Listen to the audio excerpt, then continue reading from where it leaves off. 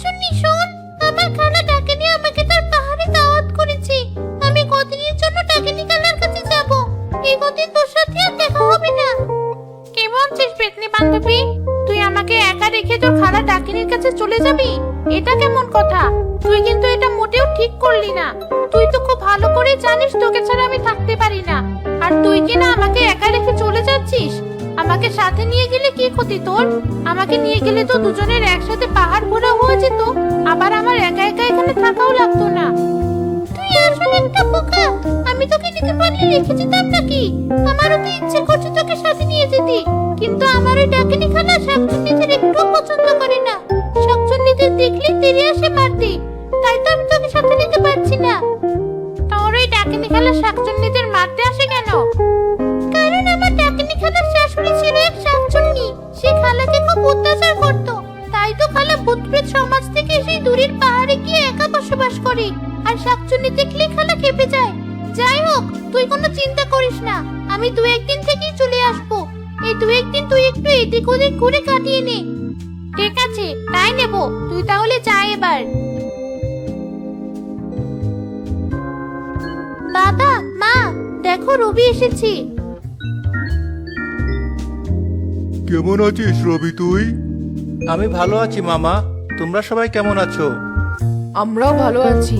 তা তুমি একা এসেছো? তোমার বাবা মা কোথায়? কাজের চাপে বাবা মা কেউ আসতে পারেনি, আর অনেকদিন গ্রামে আসা হয়নি। শহরে আমার ভালো লাগছিল না, তাই আমি একাই চলে এসেছি। বাবা মার কাজ কবে শেষ হবে কে জানে। খুব ভালো করেছো, অনেক দূর থেকে এসেছো। এবার একটু বিশ্রাম নাও। তন্নি, তুই গিয়ে রবির ঘরটা একটু গুছিয়ে দে, আমি খাবার তৈরি করে নিয়ে আসছি। আমি এখনই সব গুছিয়ে দিচ্ছি মা। পেতনিটা আমাকে রেখে এভাবে চলে গেল। এখন তো ওকে ছাড়া আমার কিছুই ভালো লাগছে না। দুজনে সারাদিন এই গাছের ডালে বসে বসে কত গল্প করতাম। কিভাবে যে সময় পার হয়ে যেত কিছুই বুঝতে পারতাম না। এখন মনে হচ্ছে আমার সময় থেমে গেছে। কি যে করি? অনেকদিন হয়ে গেছে গ্রামটা ঘুরে দেখা হয় না। দুজনে খালি বসে বসে আড্ডা মেরেছি। এখন তো আর আড্ডা দেওয়ার কেউ নেই। আমি গিয়ে একটু গ্রামটা ঘুরে দেখে আসি, তাহলে সময়টাও কেটে যাবে। আরে বাহ, গ্রামটা মনে হচ্ছে আগের চেয়ে বেশ সুন্দর হয়ে গেছে। ওই বাড়িগুলোতে দেখছি অনেক হাঁস মুরগিও রয়েছে।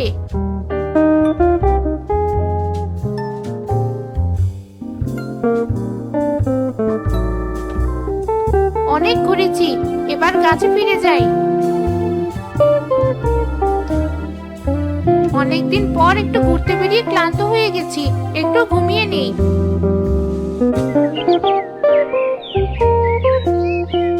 তোমরা এগুলো খেয়ে নাও। দিন মামি, গ্রামের এই খাবারগুলো আমি খুব মিস করি। এগুলো খেতে আমার খুব ভালো লাগে। খাও বাবা, তোমার যত ইচ্ছে খাও। দরকার হলে আমি আবার তোমাকে বানিয়ে দেব।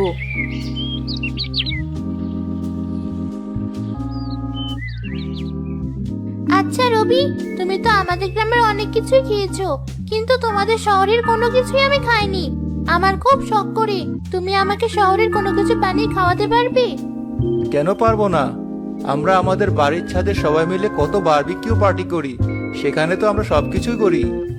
বারবিকিউ পার্টি আবার কি? সবাই মিলে ছাদে গিয়ে কয়লার উপর মুরগি পুড়িয়ে খাই, সেটাই হলো বারবিকিউ পার্টি। বলো কি, মুরগি আবার পুড়িয়ে খাওয়া যায় নাকি? হ্যাঁ যায়, অনেক মজা খেতে। তুমি চাইলে তোমাদের বাড়ির ছাদে আমরা বারবিকিউ পার্টি করতে পারি। সত্যি বলছো? তাহলে এখনই চলো, আমার তো আর দেরি সহ্য হচ্ছে না।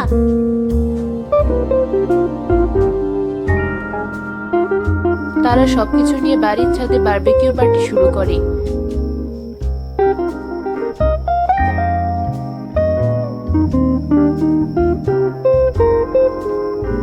আরে বাহ, কি সুন্দর গন্ধ ছড়িয়েছে এটা থেকে। আমি তো ভাবছিলাম এসব আবার কি, কিন্তু এখন এর গন্ধে আমারও মন ভরে যাচ্ছে। আমি তো ভেবেছিলাম রবি শহর থেকে কিছুই শেখেনি, কিন্তু এখন দেখছি অনেক কিছুই শিখেছে।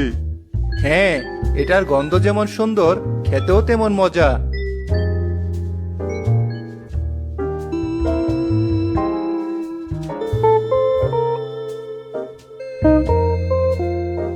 আরে এত সুন্দর গন্ধ কোথা থেকে ভেসে আসছে?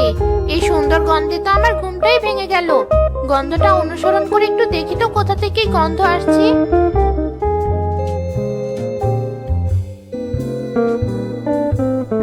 মনে হচ্ছে ওই বাড়ির ছাদ থেকে আসছে, গিয়ে দেখি একবার।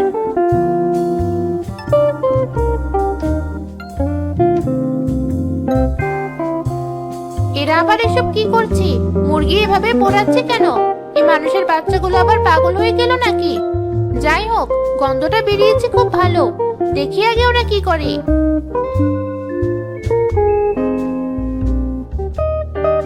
এগুলো হয়ে গেছে, এই নাও তোমরা খাওয়া শুরু করো। সত্যি এটা খেতে খুব মজা হয়েছে।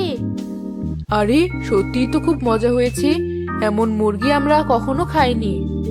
মামি, এটা মুরগির বারবিকিউ, আর এটা হলো আমাদের বারবিকিউ পার্টি। Barbecue party? সে আবার কি? যাই হোক, ওটা দেখে আমার খুব লোভ লেগেছে। আমিও একটু খেয়ে দেখি। ওদের সামনে থেকে সবগুলো নিয়ে কাছে চলে যাই।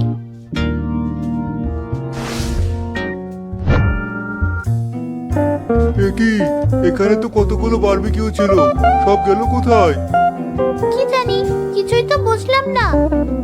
মনে হচ্ছে কথায় কথায় সবাই খেয়ে ফেলেছি, মজার কারণে খেয়াল হয়নি। তাই হবে হয়তো, না হলে যাবে কোথায়? এগুলো এখানে থাক, অনেক মজা হয়েছিল খেতে। আমরা না হয় আরেকদিন বানিয়ে খাবো। হ্যাঁ, এটা ঠিক কথা বলেছিস।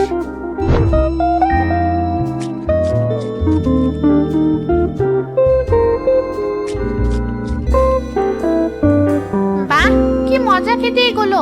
মুরগির বারবিকিউ যে এত মজা হবে তো জানতামই না আমি। পেটনি এলে ওকে বলবো, ওকে সাথে নিয়ে আমিও বারবিকিউ পার্টি করব।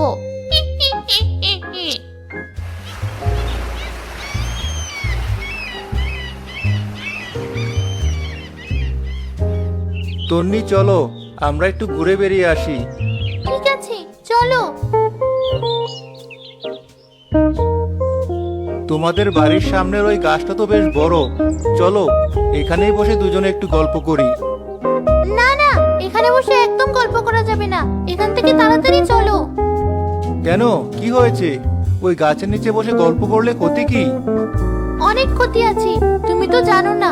ওই গাছে এক শাকচুন্নি আর এক পেতনি থাকে। গ্রামের অনেকে তাদের বিশ্রী হাসি শুনতে পেয়েছে, তাই কেউ আর ভয় ওই গাছের কাছে তেমন যায় না। এসব মানুষের ভুল ধারণা। ওসব শাকচুন্নি পেতনি বলে কিছু হয় না। মানুষ শুধু শুধু ভয় পায় আর অন্যদেরও ভয় দেখায়। আমি ওখানে যেতে পারবো না, চলো বাড়িতে যাই। অনেকক্ষণ ঘুরেছি, আরো দেরি হলে মা চিন্তা করবে। এই শাকচুন্নি, কি করছিস তুই? আমি ফিরে এসেছি। তুই তাহলে ফিরে এলি? আমি কত তোর কথা মনে করেছি। আরো আগে আসতে পারিসনি? আসতেই তো চেয়েছি, তোকে ছাড়া আমারও যে ওখানে ভালো লাগেনি। কিন্তু আমার ওই ডাকিনী খালা আসতে দিতে চায় না। কি রেখে কি খাওয়াবে সেই তোড়জোড়। কত কি খেলাম, বন মানুষের হালুয়া, সে কি স্বাদ, কি গন্ধ। রাখ তোর সব বন মানুষের হালুয়া। এদিকে তোর জন্য আমি একটা শহরের রেসিপি শিখে রেখেছি, আমরা সেটাই খাবো। কি বলছিস তুই? শাকচুন্নি ওই শহরের রেসিপি জানলি কি করে? ওই বাড়িতে শহর থেকে এক ছেলে এসেছে, সে ছাদে ওসব বারবিকিউ পার্টি করেছে। আজ তুই আর আমি মিলেও বারবিকিউ পার্টি করব। কি দিয়ে সে বারবিকিউ পার্টি করবি শাকচুন্নি? মুরগি দিয়ে। আজ রাতে মুরগি দিয়ে সে বারবিকিউ পার্টি করব আমরা। তো মুরগি কোথায় পাবো আমরা? আমাদের তো কোনো মুরগি নেই। আরে বোকা, গ্রামে মুরগির অভাব নেই। একটু রাত হলেই গ্রামের একটি বাড়ি থেকে মুরগি ধরে নিয়ে আসবো, তারপর পার্টি করব।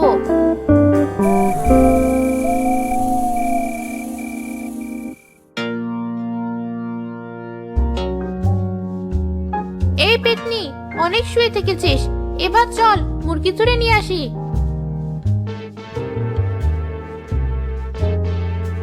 তারা গ্রামের এক বুড়ির বাড়ি গিয়ে চুপি চুপি অনেকগুলো মুরগি চুরি করে নিয়ে আসে।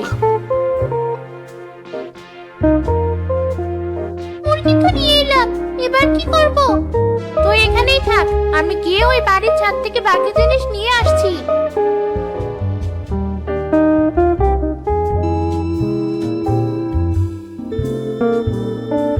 এই দেখ, সব আনা হয়ে গেছে। দাঁড়া, আগুনটা জ্বালাই।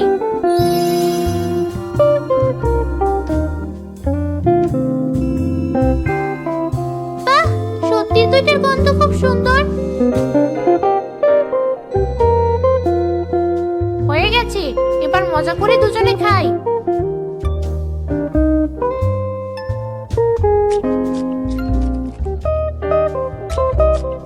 সত্যি শাকচুন্নি, জীবনে প্রথমবার এমন মজার খাবার খেলাম। মজা হবে না? শাকচুন্নির বারবিকিউ পার্টি বলে কথা।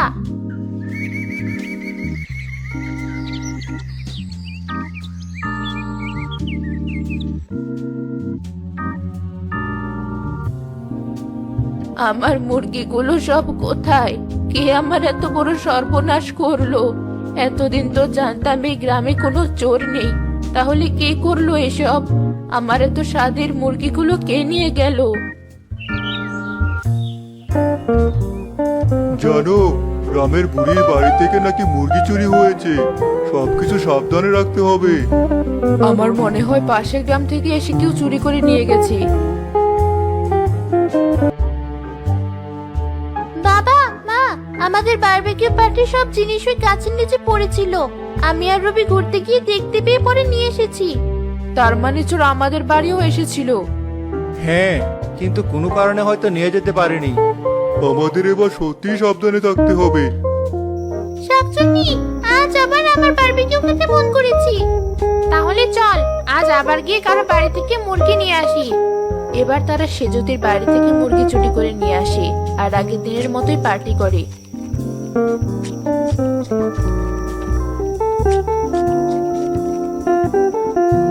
খুব মজা করে খেয়েছি। চল এবার আমরা ঘুমিয়ে পড়ি।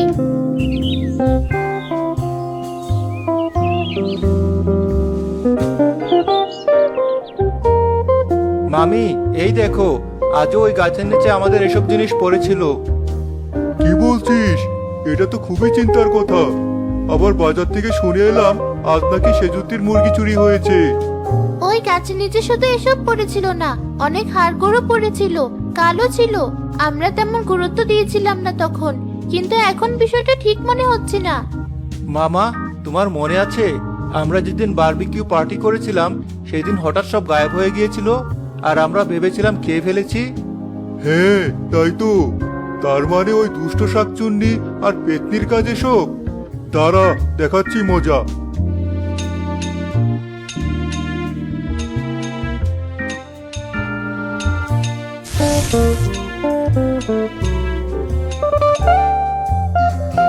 এই সাধু, ছেড়ে দে, ছেড়ে দে বলছি আমাদের। কেন ধরেছিস আমাদের? আমরা কিছু করিনি। মানুষের এত ক্ষতি করে এখন বলছিস কিছু করিসনি? তোদের আমি বোতলে বন্দি করে নদীতে ফেলে দেব। না না, এমন কাজ করিস না। তুই যা বলবি আমরা তাই করব। তবু আমাদের বন্দি করিস না। আমরা বারবিকিউ খাওয়ার লোভে মুরগি চুরি করেছিলাম। ওদের যা ক্ষতি করেছিস তা পূরণ করে দে আর এই গ্রাম ছেড়ে চলে যা, না হলে কি করব তা তো বুঝতেই পারছিস। না না, এসব করিস না। এই নে সোনা, ওদের দিয়ে দে। কথা দিচ্ছি আর এই গ্রামে আসবো না। এই চললাম আমরা। এরপর তারা আর কোনোদিন ওই গ্রামে আসেনি।